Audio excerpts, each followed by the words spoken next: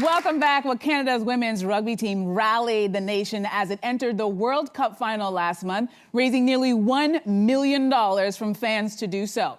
The match drew the likes of Prime Minister Mark Carney and 82,000 spectators in a sold-out stadium in England. Wow, gives me chills.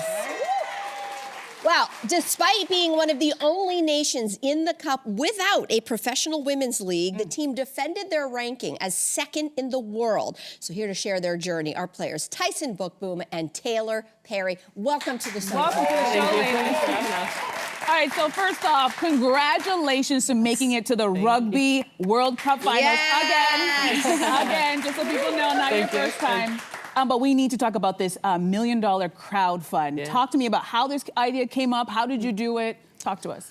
Yeah, so it kind of stemmed from last World Cup. We had to do what we call soft centralization, which was essentially us paying our own way to spend more time together. So we wanted to get rid of that. We worked with Nathan, our CEO, to make sure that we could do our best to eliminate that. So basically, leadership group, Kevin, Nathan, we talked, and we just need more time together. And time equals money. And there's this narrative that Rugby Canada didn't support us. They did. It was the biggest and most funded World Cup lead up to date. So, wow. Yeah. So they supported us fully, but it wasn't as much as we needed to get to the final. So that's where the mission to win Rugby World Cup and raise that extra $1 million came in. And just for perspective, we got $2.6 million for our campaign from Rugby Canada. We raised the extra $1 million, so that put us at 3.6. And England, their lead up was they had 26 million. Wow. So just to put our like the competition into perspective. I'm sorry, what? Yeah. Okay, so then break that down for us. So where does the money go? It sounds like a lot of money, but where does it go? This time we chose that it goes to like time together, like Tyson mentioned. Our plan, if we didn't raise the $1 million, was to maybe get 2 games in preparation in the full 6-month lead up to the World Cup. So sorry, only 2 games Was the plan. was the plan to try to prepare for the World Cup final. Yes, Okay. correct. All right. Okay. All right, and I hate to draw comparisons, but I'm just curious, what about the funding for the men's rugby team? How are things for them? Well, we actually had the most funding for any World Cup lead up, including men's World Cup. Yeah. Okay, So, good to know. A good question. yeah, Rugby Canada really set a precedent with that, I think. Good stuff. Yeah. So take us through that now. So you know that the World Cup is coming. So how long did the team end up being able then to practice together, train together before the World Cup? In the 6-month lead up, we ended up spending about 4 to 5 months together, and we got 7 games total with $1 million that we raised. Like how important is that? It's massive. Like we have the staff, we have the athletes in Canada, and we just decided all we need is the time now together to just bring it all together. Interesting. Unbelievable. So when you guys aren't playing together, where do you train? So I was with Trailfinders Women just outside of London in the PWR, but basically because we're not contracted by our union, we don't have the funding to be fully contracted athletes. We have to go elsewhere to find those contracts. So there's a lot of us in England. There's a big group in France. There's some that go to Australia, New Zealand.